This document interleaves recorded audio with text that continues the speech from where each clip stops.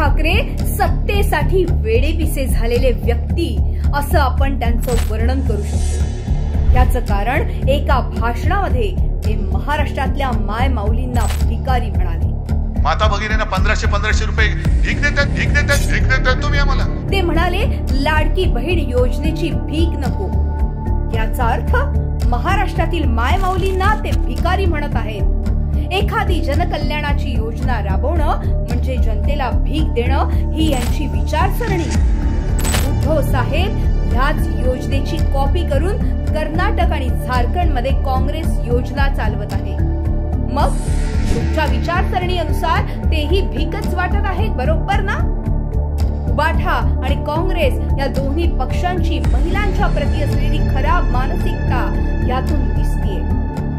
उद्धव साहेब, तुम्ही जनतेकडे मताची भीक मागता, जनता मतांचं दान करते, तेव्हा तुम्ही निवडणूक जिंकता, मग खरे भिकारी कोण? उद्धव साहेब, ये पब्लिक है, सब जानती है।